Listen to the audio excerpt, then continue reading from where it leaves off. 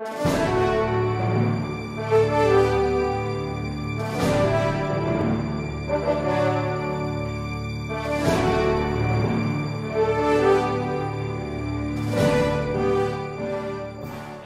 if there were corrections to be made, and so on, Your Honor. So I submit that these items required to be filed in here, even if not complied with, this will exempt the filer from any liability whatsoever. In fact, under the same procedure, if after the examination of what was filed, there seem to be errors or discrepancies, then he is allowed. He is allowed to make the correction. This is the provision of the rules and regulation, Your Honor. So we are not prepared to go on stipulation relative to what it must contain because the law is specific, the rules and regulations. Thank you, Your Honor. Mr. President, I'm happy with that answer, right? Because I believe then we can agree that the SALN should contain all of that. Correct, because Your Honor. we all have copies of the SALN, and the public can get a copy or can see it through the media, so we can see whether there's compliance or not. But as the defense has said, they are taking to issue whether or not 2.2 and 2.3 would include a examination of the SALN. No. And the I'm sorry. Go yes. ahead, please. Basically, Mr. President, I'm just glad that we can agree na yun po ang sinabi ng civil service.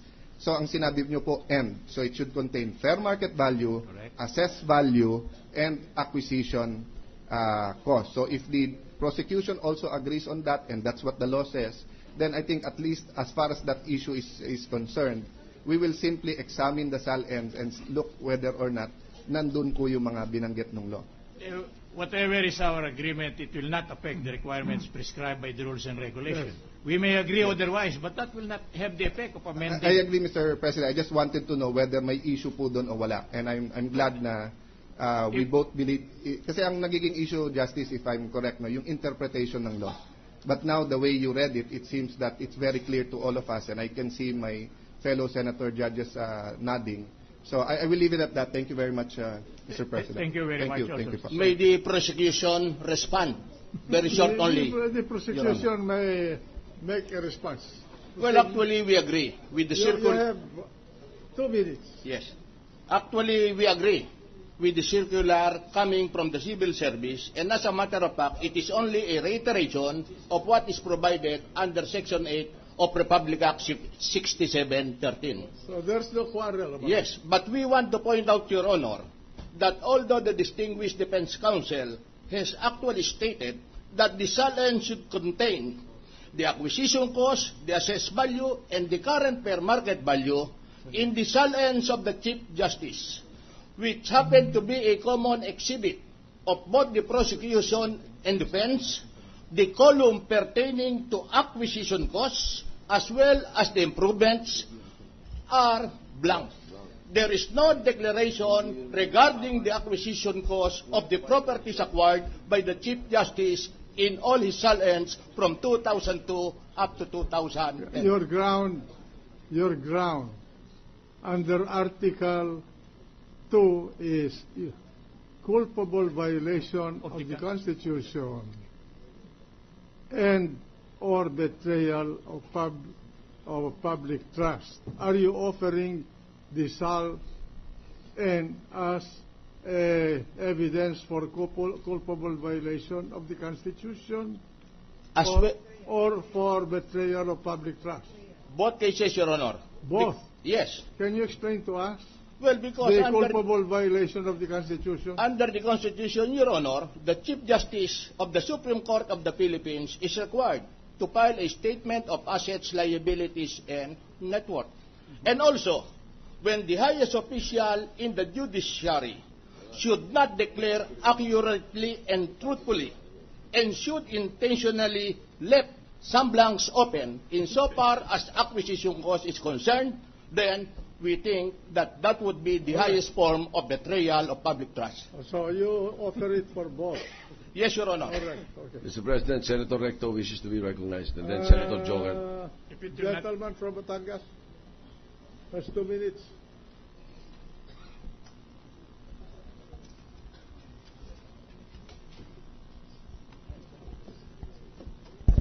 Thank you, Mr. President. Mr. President, I invite the attention of the prosecutor and the defense, since we're talking already of the laws governing the filing and disclosures in the SAL. The defense earlier mentioned the implementing rules and regulations issued by the Civil Service Commission.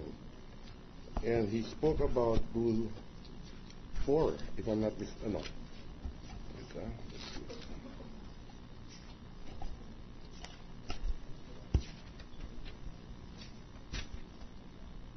Rule 7 on public disclosure. Is that correct? That's correct, Your Honor. That's not my opinion, Your Honor. That is, I just read the rule as Correct. it is. That is correct. No subtraction, no addition whatsoever, Your Honor. Correct. Now let me invite the attention of the defense to Rule 8 of the same implementing rules and regulations of the Civil Service Commission. And I would also like to get the comments from the prosecution. Rule 8 says, Review and Compliance Procedure, Section 1. The following shall have the authority to establish compliance procedures for the review of statements to determine whether said statements have been properly accomplished. A. In the case of Congress, the designated committees of both houses of Congress, subject to approval by the affirmative vote of the majority of the particular house concerned. B. In the case of the executive departments, the heads of departments, offices, and agencies, insofar as their respective departments, offices, agencies are concerned, subject to the approval of the Secretary of Justice. C. In the case of the Judicial Department, the Chief Justice of the Supreme Court.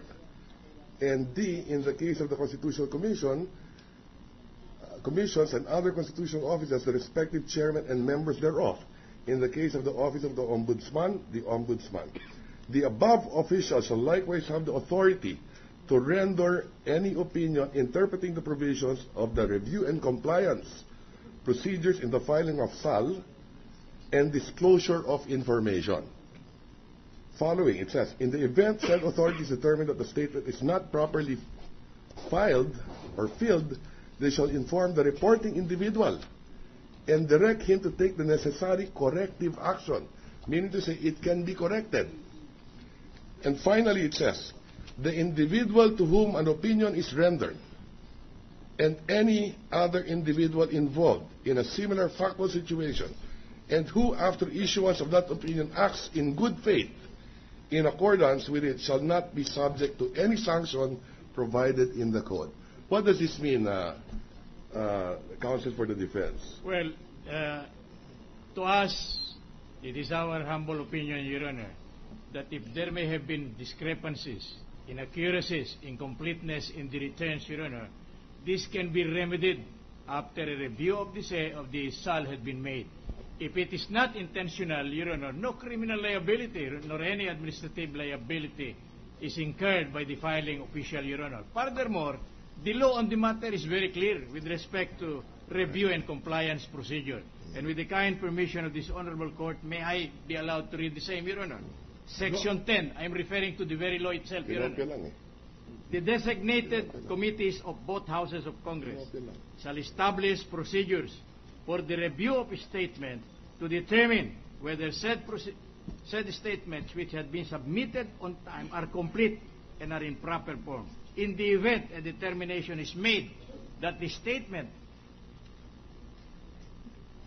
is not so filed, the appropriate committee shall inform the reporting individual and to direct him to take the necessary corrective action. What is my counsel, for the information of the court, what is the penalty of not complying with the required form?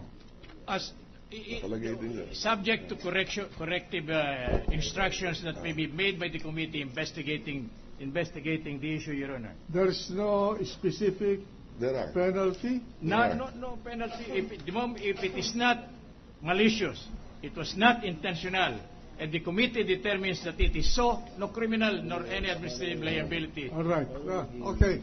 All right. Mr. President, there are penalties under the law, but I can get to that later on. But can we hear from the prosecution, the point of the prosecution on this matter as well? Well, actually, there is a case already decided by the Supreme Court. and that would be the case of Presidential Anti-Graft Commission versus Plato. In that particular case, this provision cited by the Defense Counsel was also the subject of issue. And according to the Supreme Court, if there has been omission or not a faithful or true declaration of the properties,